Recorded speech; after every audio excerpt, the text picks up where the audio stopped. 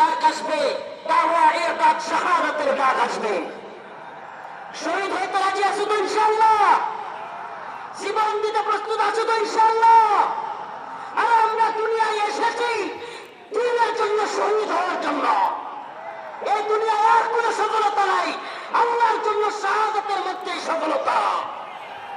ইম্মা sharia ওয়া ইম্মা শাহাদা, হয়তো শরীয়ত, আল্লাহর জমিনে আল্লাহর আইন।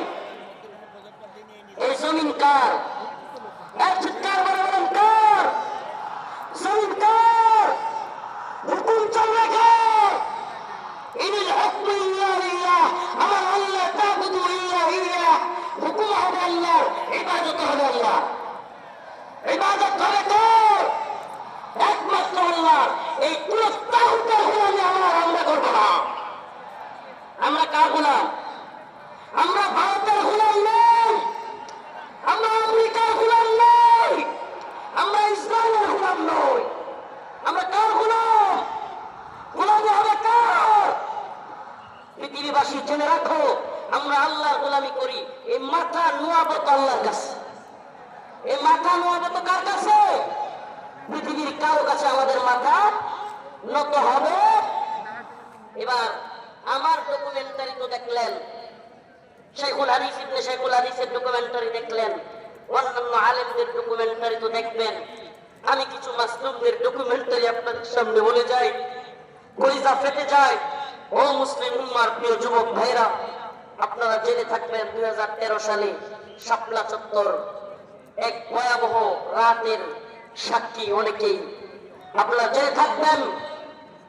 প্রিয় বাবাজি, আজকের প্রোগ্রামের আয়োজক সহ সবার এই কথাগুলো মনোযোগ সহকারে শোনা দরকার।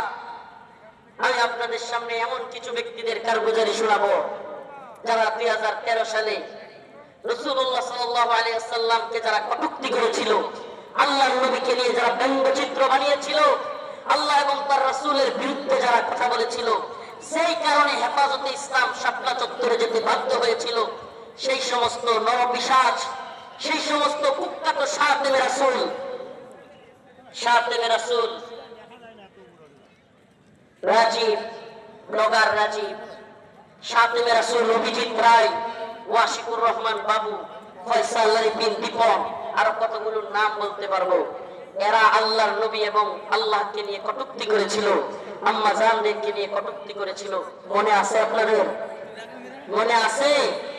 2013 সালে ব্লগার রাজীব, অভিজিৎ রায়, ফয়সাল বিন দীপন, ওয়াশিকুর রহমান বাবু, ব্লগার নাজিমউদ্দিন সামাদ, আরো অনেকগুলো কুখ্যাত শাতেমে রাসূল আল্লাহর নবীকে নিয়ে কটূক্তি করেছিল।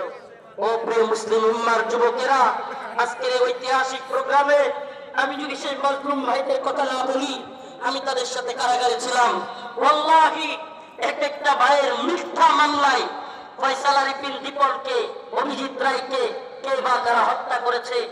ভার্সিটির প্রিয় যুবকদেরকে, আমার প্রিয় যুবক ভাইদেরকে এরা কারাগারে বন্দী করে রেখেছে। হাসিনা সরকার বিগত 10-12 বছর যাবৎ পরিবারের সাথে তাদেরকে দেখা করতে দেয় না। আমি প্রায় কোর্টে গেলে তাদের সাথে দেখা হইতো। আমাদের সেই ভাই আরাফাত, সেই ভাই সাইমুন, সেই ভাই আব্দুস সবুর, বিভিন্ন ভাইদেরকে আমরা দেখে আসছি যারা কিনা এক একজন 2টা-3টা করে ফাঁসির রায় নিয়ে কারাগারে পড়ে আছে। কি এদের অপরাধ? আমাদের ভাই ফারাবি, কি এদের অপরাধ?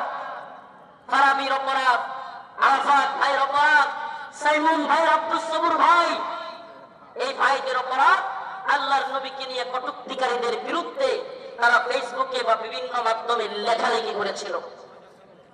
আল্লাহর নবীকে যারা কটূক্তি করেছে তাদের বিরুদ্ধে লেখালেখির কারণে, ও প্রিয় যশোরবাসী, ও প্রিয় আত্মীয়ের প্রোগ্রামে থাকা যুবকেরা, অন্তত তোমাদের সেই যুবকদের জন্য কিছু করা দরকার। আজকের এই আত্মীয়ের প্রোগ্রামে আমি সেই ভাইদেরকে স্মরণ করি। ওয়াল্লাহি কসম করে বলি, আমি যখন দেখতাম 2টা-3টা ফাঁসি নিয়েও এরা দিব্যি হাসতেছে, তখন আর নিজের মনের মধ্যে কিছুই মনে হইতো না। আরে আমি আর কি, আমার তো আর ফাঁসির রায় হয় নাই, আমার তো ফাঁসির রায় হয় নাই।